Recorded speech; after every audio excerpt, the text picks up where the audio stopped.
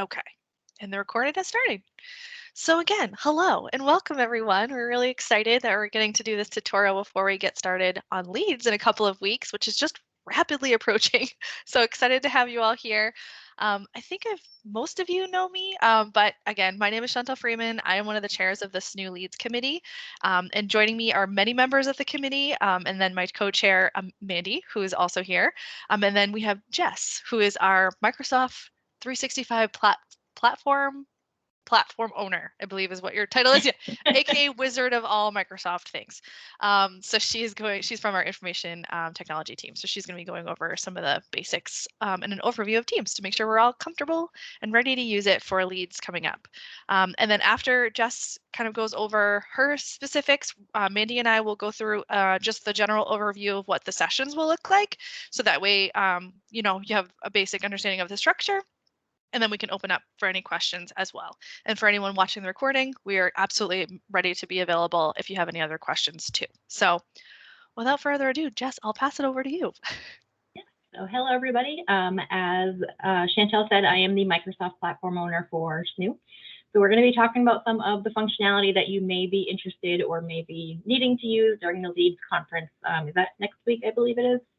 Coming up soon, I know that. Yes, the 29th and 30th. Yes. Okay, so I'm going to go ahead and share my screen. I am going to share the view, which will make you see your own videos. So if you want to turn that off, now's your opportunity to do so. Let's get this going. My team is being a little slow today, so I apologize in advance.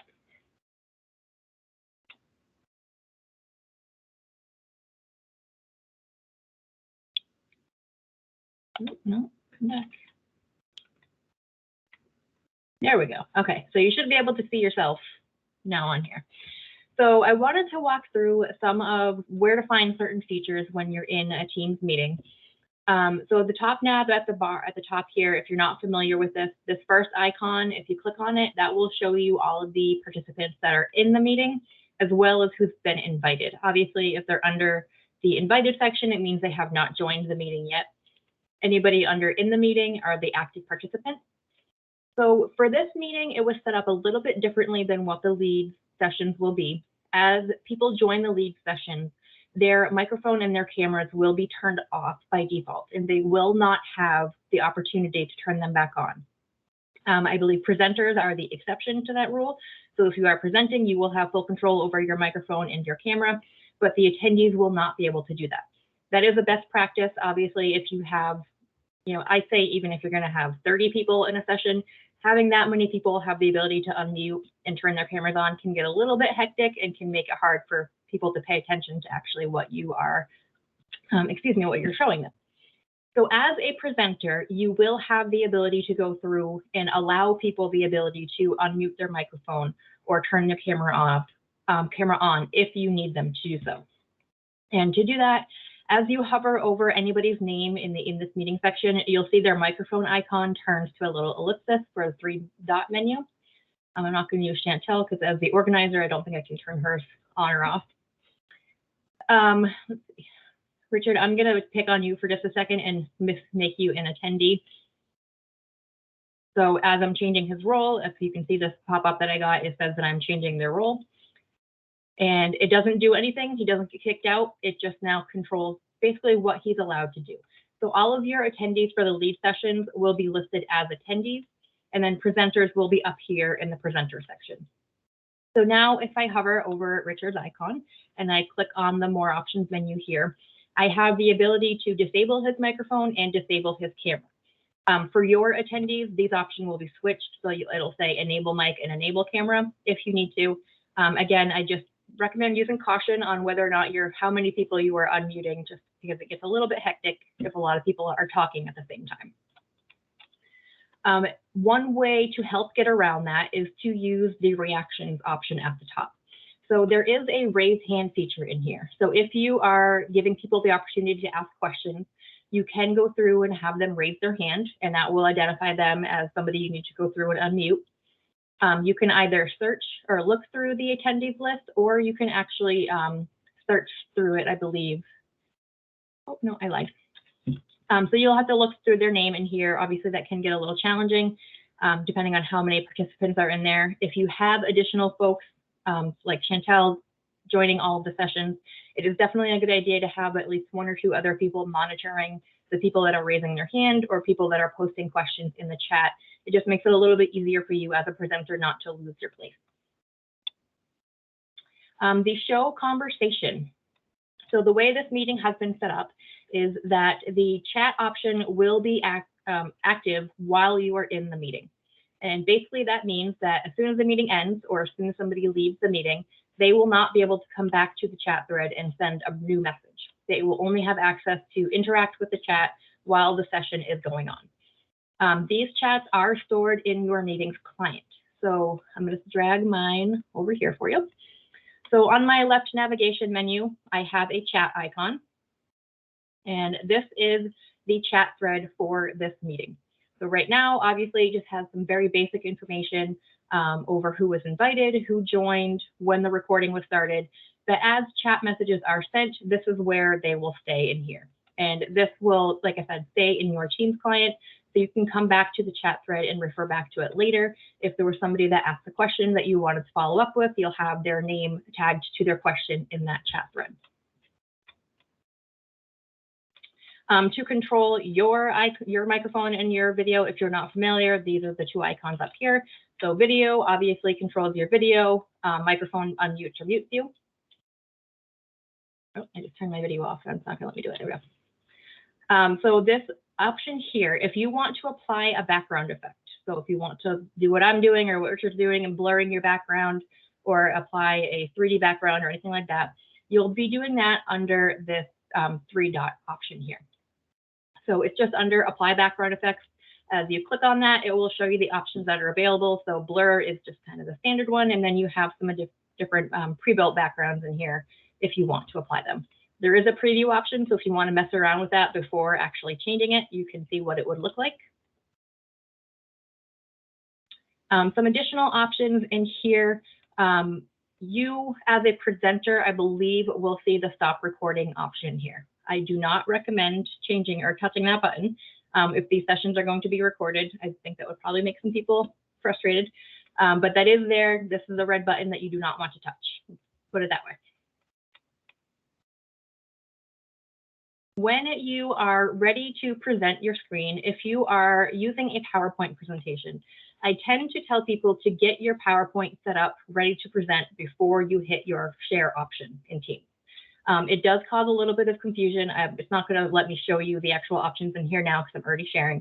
But if you hit start share, you'll be presented with a menu of asking what you want to share. So you can share a single screen. If you have multiple screens, it will ask you to select which screen you want to share. You can also just share an individual application or a browser window. So depending on, again, on what you're trying to share, will determine which option you pick.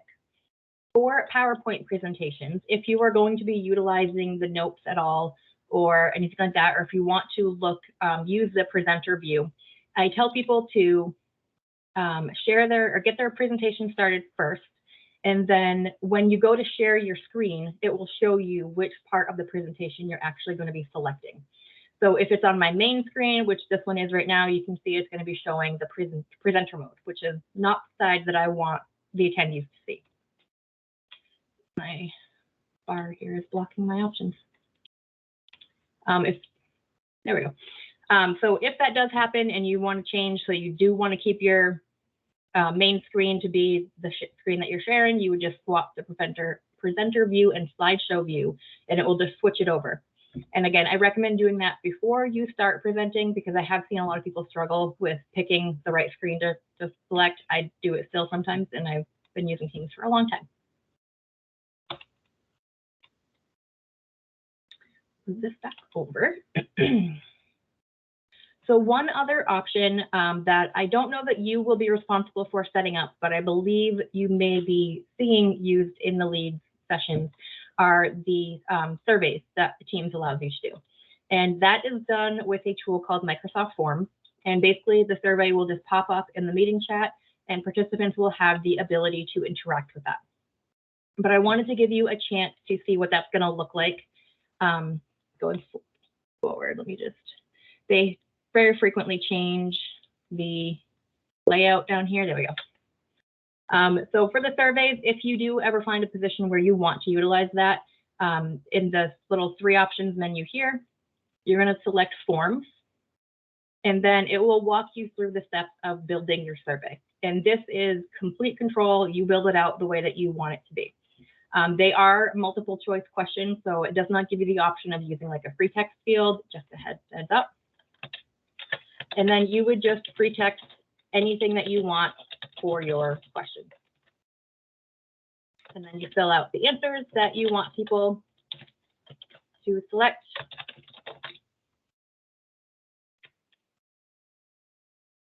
You have the option to give them multiple answers. So if you want people to pick more than one, you do that. Share poll results with all respondents. This just means that as people are voting, another forms window will show that will show how many people have voted option A, option B, option C, etc. And then record names of poll respondents. This is not visible in the chat. This is only going to be visible on the back end of forms, so it's not something you have to worry about people seeing as they do this. So I can hit preview.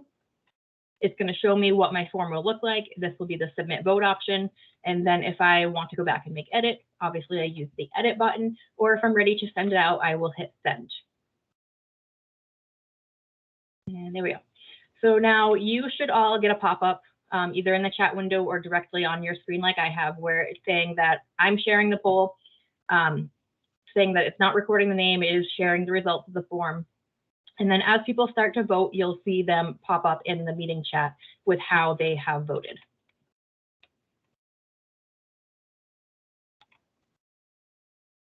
So this is a great feature if you're just trying to get some feedback, trying to figure out, where people stand on certain subjects, anything like that. That's a great option to review.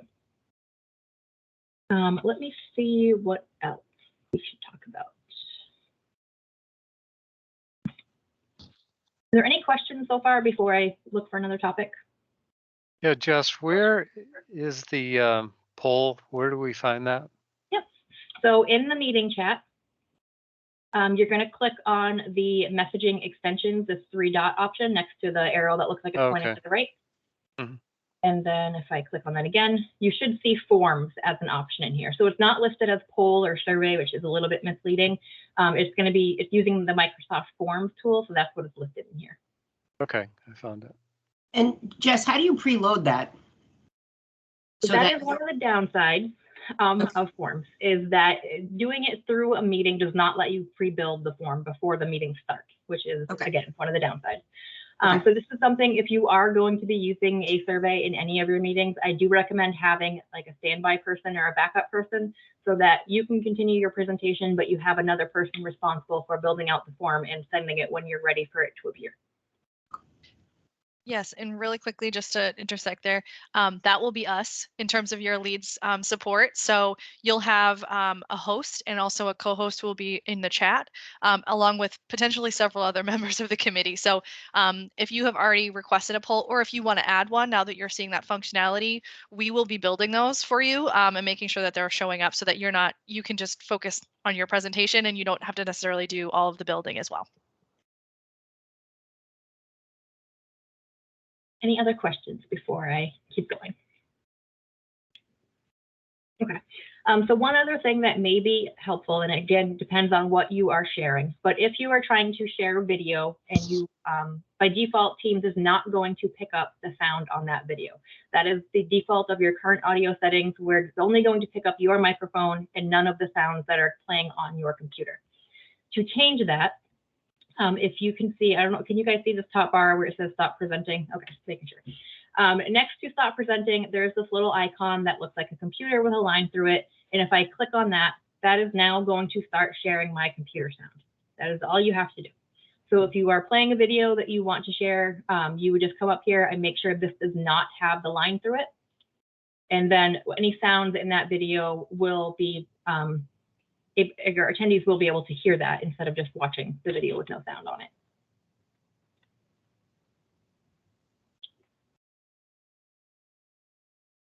So those are really the basic Teams functionality that a lot of people are using in Teams meetings right now. Are there any questions on anything that I've gone over or anything I haven't gone over that you have seen and you are curious about? just maybe a clarifier for us in terms of support too. And again, we'll go over sort of the structure of the sessions, but for you, Jess, in terms of videos, I know there are several folks that are hoping to play some videos, and I've seen them obviously being able to, like you mentioned, making sure that the computer sound is enabled. Are those able to be played right through PowerPoint, or do we need to go into the source? I'm thinking like if it's a YouTube video, to open up YouTube and let that play, because I guess, is that possible from a slide deck? You should be able to do it right from a slide deck. Let me just find the steps for you on how to embed the video in a PowerPoint presentation so that it plays correctly. I know I've seen it done before. I just have personally never done it myself, so I don't know the steps offhand. Okay, perfect. That'd be great. Yeah. And if you know, we can always figure it out with, I've seen the other version, which is just a little more steps. Yep. So we can definitely get it to play. So if you submitted a video, we can definitely get it to work out. So fabulous. Great. No. Well, what I'll do is I think we do have a question actually. Let's see. It's using the raise hand feature. I like it. Yeah, I have a quick question. What if we originally said that we didn't want a poll, but now is kind of interested in putting a poll in there? What do we do? Great question. Yes, absolutely. So you can definitely do, all you'll need to do is just email the connect@snhu.edu where you had sent your original slide deck. Nice. And we can definitely add that in. I think just knowing where you would like it, I think for those of you that have added polls, it's been really helpful to know like the slides that those are going to be occurring at, that you'd like them pulled, and then whatever the information is, like the question and then the preloaded answers you'd like us to add. But we can definitely do that. So we send it to you with the poll questions will be? Yes, exactly. Yeah. So if you would like to ask a question, exactly. Okay. So we don't have to actually make it because you guys are going to actually put it into the presentation. Correct. Okay. All right. I understand now. Thanks. You're welcome.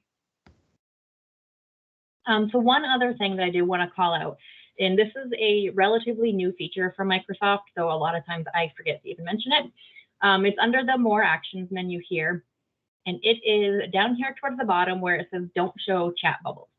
So this is, again, a new feature. So what this does is as you are presenting and as people are watching your screen, if people are sending messages in the chat, those are going to appear as little bubbles at the top of the window, which can get rather distracting and sometimes just annoying and frustrating for some people. So especially if it's going to be a large audience, I do always recommend coming in here and having somebody turn this off. And then again, having somebody keep an eye on the chat thread to make sure any questions that are being asked are being answered as they come. Thank you, Jess. Is that if as an organizer of these meetings, if I turn that off for folks, will that impact everybody in terms of like the specific meeting that we're in, or does everybody have to go in and do that themselves? Nope. Okay. So it is per meeting. So as an organizer, you can go in and turn that off, and it will turn it off for everybody. Fabulous. Thank you. Yeah. Anything else?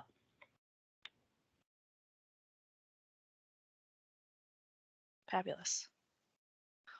Well, what I can do is we'll go over the spiel a little bit in terms of like the structure, and that may prompt some more questions that Jess, you may be able to help with too. Yep. So if you don't mind hanging out with us for just a few more minutes. Okay, great. So great. So we did cover a couple of things that, in terms of just the structure of everybody, but I want to make sure that we just sort of overall give a quick summary of what the sessions will specifically look like when you get in there. So as a reminder, when you get into your session, you will have a member of the Leads Committee who will be your host, as well as another member who will be sort of a co-host / chat support, as well as someone that is a backup. So that is someone that's on the phone lines in case somebody has questions or is having trouble getting in. So you do have a full support team in each one of your sessions, and you will probably see other members of the committee that are joining your sessions too. So everybody's super, super excited to join. So you'll see some of that support there. And then for those of you, and this is just, please correct me if I'm wrong, but for those of you who are already staff members, when you join, since we've already set up some of the meeting options, you will join as presenter. For those of you who are maybe alumni or outside presenters, you'll need to have us move your permission level essentially. So you'll just want to log in with your first and last name so we can easily find you, so that we can move you to that presenter role. Jess, is there anything other specifics besides that to just make sure we're being aware of? Nope, those are going to be the big things. Perfect. Great. Thank you. So yeah, so that's really as far as the login pieces and the support. As far as the actual session itself, you'll notice in all of your appointments that have already been set up for your specific session, there is 15 minutes baked in to the beginning, and that's really just so that you can get in, you make sure your audio and your video work, you're feeling good, and then again that is already built into those times. So just whenever the appointment time is set up for starting, you can just join right in there. And just to know, there is no true like hold feature. I know some of you have used to Adobe or Ring Central. So when you join, you will sort of be on a hot mic. So there could be some early birds that are joining in that space. So just know that, wanted to put that out there, that they could potentially hear and see you. So we'll just want to be mindful of that. Again, so in terms of the slides and sort of the plan for that, the original plan was for all of the hosts and the co-hosts of the Leads Committee to drive your slides, which we still are welcome or happy to do. I think one of the things we've done in reviewing all of your slide decks, which you have all sent over, saw some amazing animations and videos and some timing. And so in some of those instances where the timing does need to be right, it may make more sense for you to be the one that is sharing your screen and driving your slides, and know that you are absolutely welcome to do that. Just let us know if you would like to drive your slides, so that way we can plan accordingly.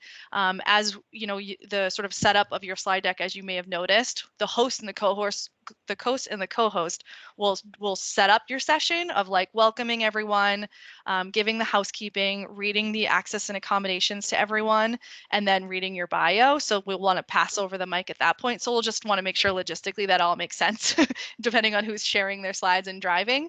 But no, it is absolutely your presentation. We're here 100% to make sure you're feeling comfortable and feeling good and feeling empowered to make sure that you have everything you need to shine and do your presentation. So if that means you'd rather be the one hosting and or sharing your screen and driving your slides, absolutely no, you can do that. But we're also happy to drive for you. So just make sure you let us know. We will plan to drive unless we hear otherwise from you. But you can reach out to connect@snhu.edu and just let us know. And then if there are cases where you even would like to just jump on a quick call for 30 minutes for us to go through, we have baked in this 2-week time frame in order to make sure that we have ample time to support you as a committee and to make sure that you're feeling good. So by all means, you can always reach out to us to let us know, and we can set that time up at a time that works for you. So and then again, the note about the polls, just to clarify too, if you do want polls and you originally had submitted those, we will make sure that we are building those in the room as we go. If you want to add polls, you can absolutely let us know too, in terms of timing and what that question and those answers that are pre-made it would look like, and we'll make sure to have that as well, so that you don't have to worry about creating those polls as you're kind of going through your presentation. That will be taken care of for you. And then in terms of the actual structure of your actual session, we've baked in 60 minutes for your full presentation. So ideally, we'd like to make sure that we have a Q&A, but of course, we'll kind of take it as the presentation works and sort of the timing that it presents itself. Just know, with the Q&A that we're thinking about 10 minutes, that will be also where your co-host and your host will support you. And so it won't be necessary for you to jump in your chat, which is usually where we'll ask the questions or ask for folks to join and put their questions for you to like search for them. You won't have to do that. That's what we'll do, and we'll read those questions for you. Again, we want to make sure that you're just focused on your presentation, so we'll be there to support you in that case, and do a verbal Q&A to be able to present those questions for you, so you don't have to sift through the chat on your end.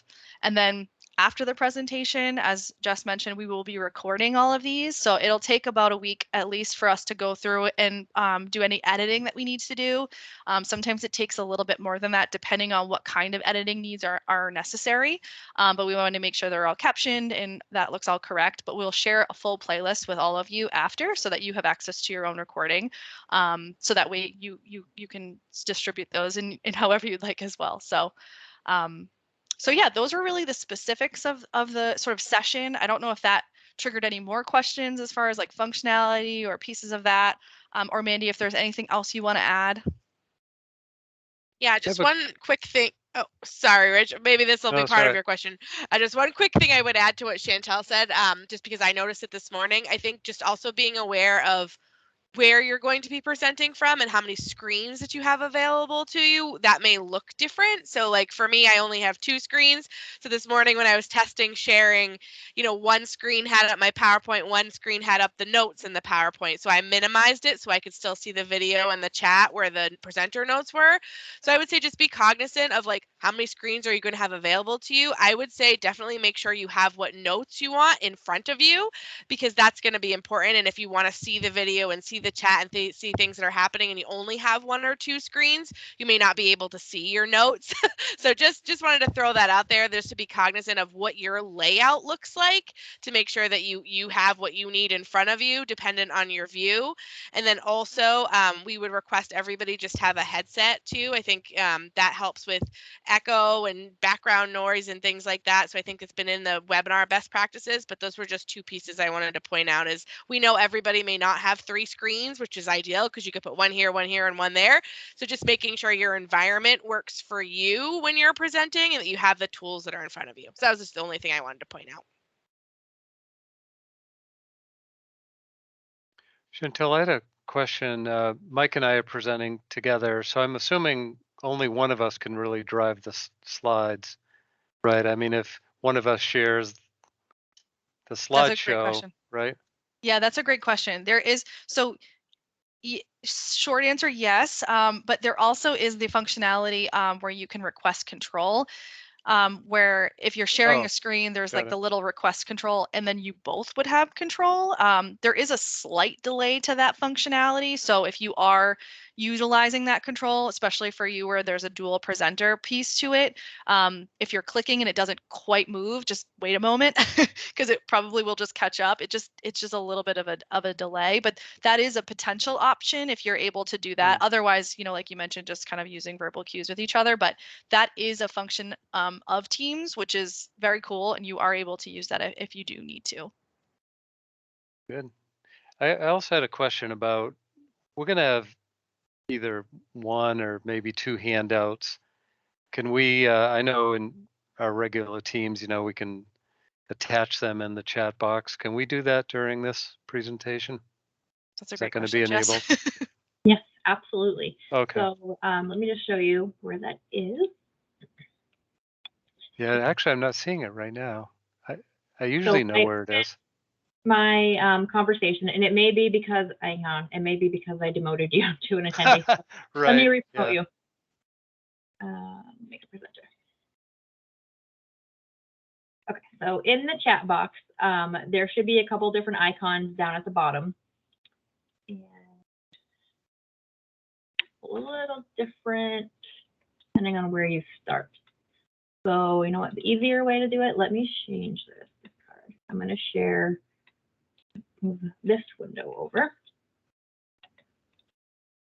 So the easier way to do it will be to go into the Teams client and look at the chat this way. And actually, I'm wondering, I'm not seeing it in here either. Chantel, do you know if that was a setting that you adjusted in the meeting? That is a great question. I don't believe I did. However, I can look. Usually there's a little paperclip icon down here in the chat thread. So let me see if it will let me do something else. It doesn't appear that I did. However, is it possible to just drag an attachment into the chat? So that is what I was just testing. So on one of my other screens, I have just the File Explorer window open where I have some files, and I can just drag, and I'm hoping that you can see what my icon looks like. As soon as I hover over the actual text box, it gives me an option to drop my files there, and then it will upload the attachment. So you will see this as you are looking at it. So by default, when you share this file is being added into my OneDrive account because I am the person sharing, and it is giving everybody in this chat view only access, which means they can come in, they can look at it, but they can't make any changes. Normally that is going to be the default of what you want. You don't want people messing with your files. If that is not the case, however, if you want people to make edits, if you click on this little down arrow, an option will come up that will give you the ability to let people make edits to it. You also have the option in here to say you can look at it in the meeting chat, but I don't want you to download it. So there's a couple different options that you can do here. Great, thanks. You're welcome. Very cool. Thank you. One other thing I did want to call out, just because I have seen this cause some very random and unexplainable issues in Teams.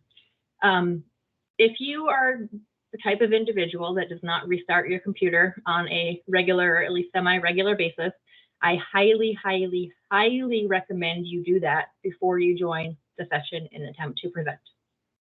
Teams cache tends to linger around for quite a while on your computer, and it can cause some very bizarre usability issues where something that works for you today may not work for you while you are in the session because you haven't restarted your computer in the last couple of days. So I definitely recommend doing that. Usually I tell people to do it on a regular basis anyways, but definitely before you go in to present during your session, just make sure you do a quick restart before you're starting in there. Is there a Great. setting in Teams like with Chrome you can clear cache and cookies? Is there something in Teams, or does that automatically happen when you shut down? It will happen when you shut down for the most part. There are some things in Teams, and this is something that we have been kind of working on with Microsoft to try to get them to fix, where clearing the cache is not an easy one-click process in Teams. We are, like I said, working with them to try to get them to fix that. We are also working on putting something together where individuals will be able to force clear their cache in Teams themselves. Otherwise, the steps to do it are pretty lengthy. You have to go into like your network drive or your C drive and find the Teams folder and find the cache folder and clear it out that way. Okay. Perfect. Thank you for that. I am guilty of one that does not always shut my computer down. So thank you for that reminder. Oh, fantastic. Well, great. There was one other housekeeping item, and then of course, if there's any other lingering questions, we have the time. But one other last housekeeping note that we wanted to just share with everybody is that this morning, again, thank you everyone for sending over your slide decks. They look fabulous. We met with the leads committee, including the online accessibility center, just to go through any visuals and make sure that the like coloring looks okay from an accessibility standpoint. So if there are any edits that we were given in terms of suggestions, we will make sure to send those over to you again today, ideally. So you will have ability to edit or adjust colors as you can.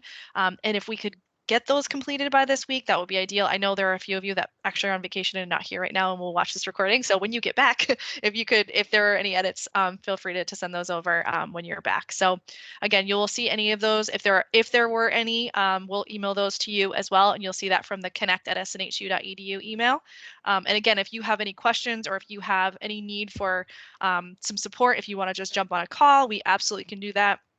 Again, we have a full leads committee and ready to support you and make sure that you're feeling 100% ready to go for your session on the 29th or the 30th, depending on what day and time. And those are really the biggest pieces. So is there any other, or are there any other questions for the remainder of this session that we can do for you or help you answer? I just thought of a quick thing while we wait to see if anyone has any questions. Like Chantel mentioned, just letting us know as soon as you can whether you want to drive your slides. Either is okay. We know a lot of you have a lot of great animations. There's a game in some of them. There's videos. So if it makes more sense for you to do that, totally okay. And we're happy to jump on a call to make sure you feel comfortable. Prior to that, we have these 2 weeks baked in for that. So just let us know what your needs are. Email connect@snu.edu. With that, we know that if a few of you did include videos, so it's also figuring out, like Chantel said, whether you want to bake that into your PowerPoint or whether you want to open up a YouTube tab and share that, but you want to make sure you're sharing the sound if you're doing that. But just a quick note, just because I don't want there to be confusion too after, when we record all the sessions, we actually have to edit out every video that's in there because YouTube flags it as a copyright infringement. So if you have a video in your PowerPoint and your slideshow, that's okay. You don't have to take it away. Just know that our team will just edit that part out of the recording after the fact and put links in the description in YouTube to say, like, here's the video so that people can click on them on their own. And yes, Rich, we can make that note for you. Thank you for telling Okay. us. just because that is something that we found out after last leads, is we actually got a strike on our YouTube account because they're like, yeah, you actually reposted some video content that you shouldn't have. So it's okay. We just will have to edit it out of our final saved copy and make sure that we have the links in the draft. So I mean, in the body of the YouTube video. So just want you to know that it'll look different in the final presentation that we have saved and on YouTube, just because we can't have them together. Great point. Thank you, Mandy. Any other additional questions before we wrap up today? Wonderful. Well, thank you all so much for taking some time out of your day. Again, there's some found time here, which is fantastic. Jess actually had to bounce out of this meeting, but we appreciate her as well. But definitely let us know, again, at connect@snhu.edu if you need any support. We're here to help, but so excited for you all to be joining. And thank you all so much, because we quite literally could not be doing leads without any of you. So we just appreciate you so very much. So we hope you have a wonderful rest of your Monday, and thank you all for joining. Thanks. Thanks, everyone. See you Thank later. you. Bye.